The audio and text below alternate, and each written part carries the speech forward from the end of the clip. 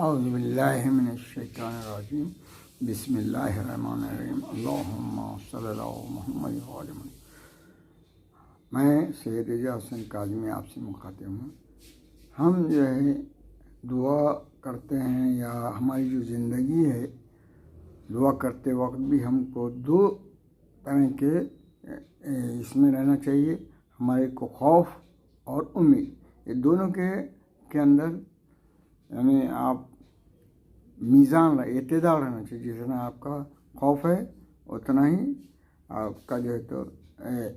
امید ہونا چاہیے۔ تو ان چیزوں کے لیے پہ خوف خدا ہم کیسا پیدا کریں گے، کیسا ہوا؟ تو اس کے لیے جو ہے ہمارے مفتی جعفر حسین صاحب قبلہ جو تو صحیفہ کاملہ میں کچھ بتائے ہیں، اور وہ جو تو ائمہ معصومین نے کیسا خوف کے محرکات، آج میں خوف کے محرکات بتاتا ہوں کہ کس طریقے سے انسان اپنے اندر خوف خدا پیدا کر سکتا ہے۔ تو اب یہ اس میں کیا ہے، سب سے پہلا دائی یہ ہے کہ اب اس میں بتا رہے کہ پہلا جو محرک ہے جو آپ کے اندر جو ہے خوف خدا پیدا ہے، وہ انسان ان گناہوں کو یاد کرے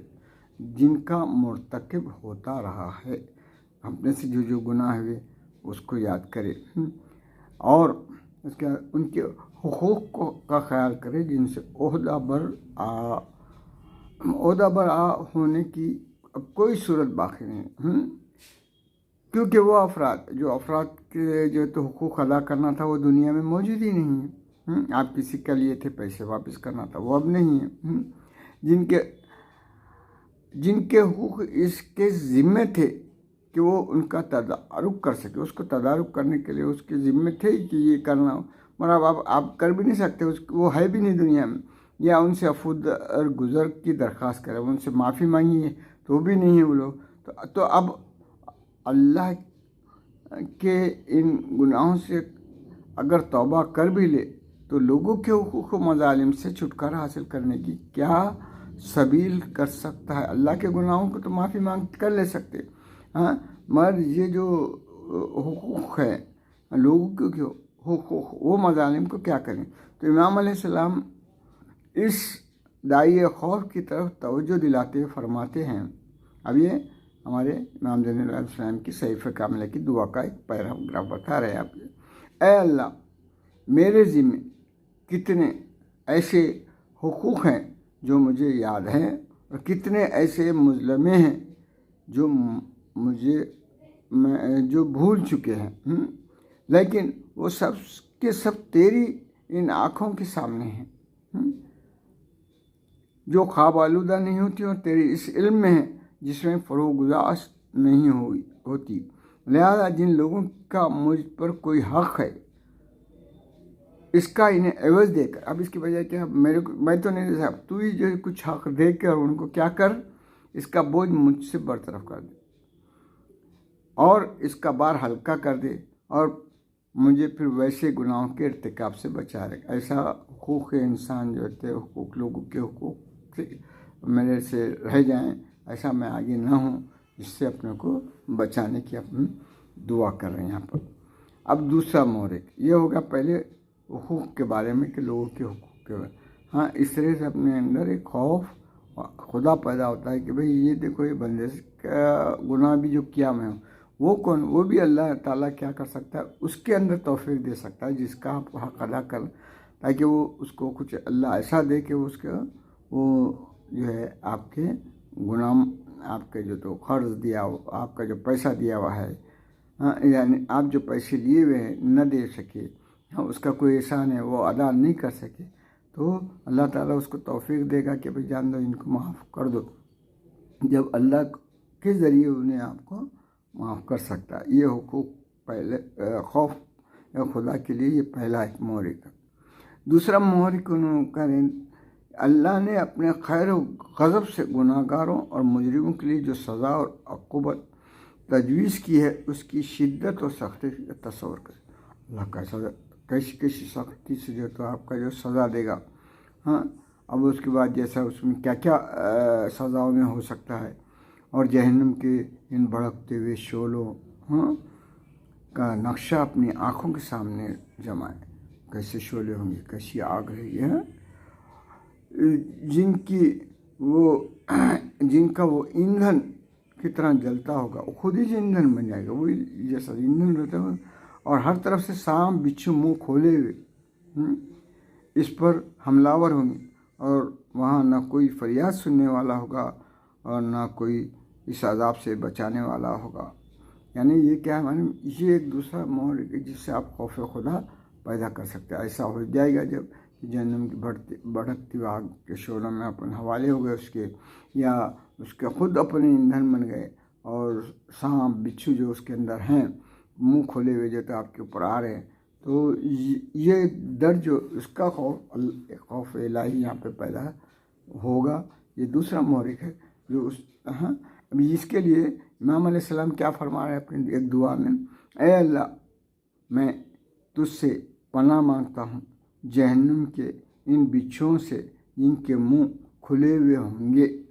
और इन सांपों से जो दांतों को पीस पीस कर फुंकार रहे होंगे, और उसके खौलते हुए पानी से जो अंतड़ियों और दिलों के टुकड़े टुकड़े कर देगा और सीनों को चीर कर दिलों को निकाल लेगा। ये तस्वीर अपने बाद कितना खौफ होगा, कितना होगा कि मैं इस दर्जे का ना हो जाऊँ कि मैं जहन्नुम में जाऊँ, जहन्नुम में जाने के बाद जो तो बिच्छुओं और सांपों, बिच्छुओं के मुंह खुले हुए रहेंगे, सांप फुंकार दांत पीस पीस के फुंकार रहेंगे, और वो खोलता हुआ पानी आपके अंदर पीएंगे तो आपकी अंतड़ियाँ जो है तो टूट टूट के टुकड़े हो जाएंगी। ये आपका मोहरिक है दूसरा खौफ इलाही का। पहला मोहरिक बंदों के हुकूक का था, दूसरा जो तो मोहरिक, और दूसरा जो खौफ पैदा करता है ये है। अब ये खौफ बोल के इन्होंने बताया। अब तीसरा दाई यानी तीसरा जो तो मोहरिक क्या है, तीसरा दाई ये है कि इस अमर पर गौर के जब वो गर्म हवा के झोंकों से परेशान हो जाता है और मच्छर ऐसे मामूली जानवर काटने से चीख उठता है, यानी अपनी कैफियत देखे। अब उसके बाद क्या, अपनी कैफियत देख के सोचना कि मेरा क्या, अपनी कमज़ोरी को महसूस करना कि मैं जो तो एक मच्छर काटने से परेशान हो जाते हैं और मामूली जानवरों के जो तो काटने से चीख उठता है, तो जब जहन्नम के शोले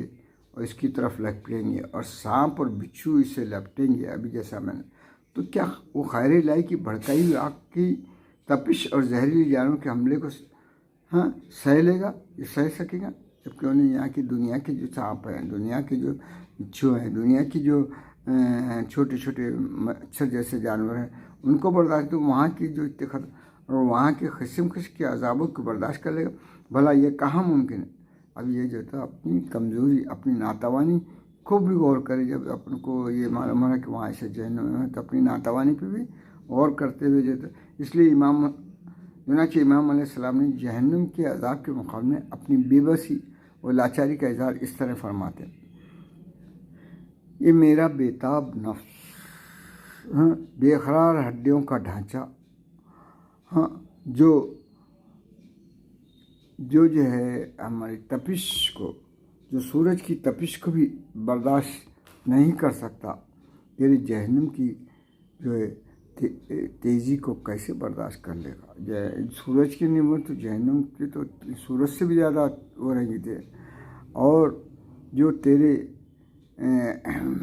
बादल की गरज से कांप उठता है वो तेरे गज़ब की आवाज़ को कैसे सुन सकता है? खाली बादल की आवाज़ तो घबरा जाती है,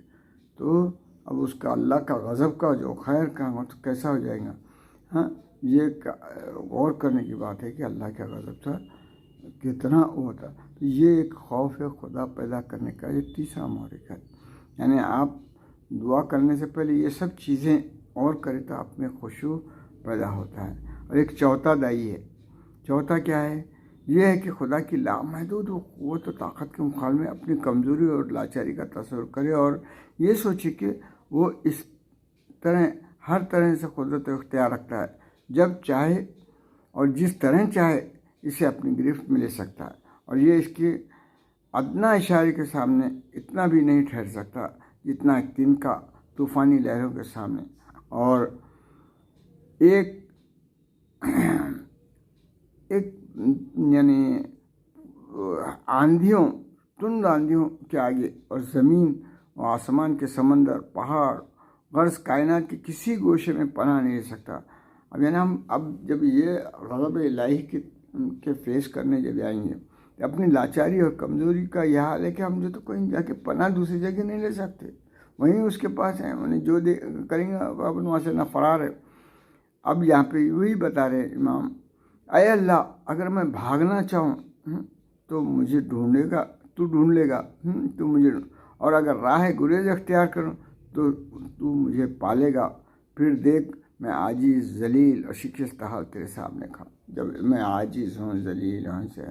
تو یہ چار محرک کو اگر آپ نے پوری طرح سے اپنے دماغ میں لائے، سوچے، تو آپ میں ایک قسم کے خوف خدا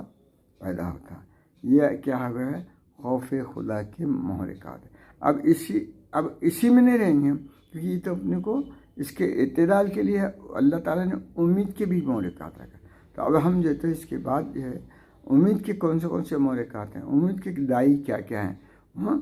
وہ بھی اس پہ غور کریں گے۔ یہ پہلے جو تو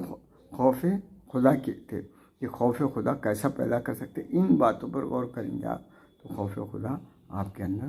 پیدا ہوگا۔ ہاں، اور خوف خدا پیدا ہو تو اپنے خشوع و خضوع خود بخود آئے گا۔ اب میں اس کے بعد جو ہے آپ کو رجا یا امید کی جو محرکات ہیں وہ بھی چار ہیں، وہ بھی میں بتاؤں گا انشاءاللہ۔ آخر دعوانا ان الحمد للہ رب العالمین، اللہم صلی اللہ علیہ وسلم۔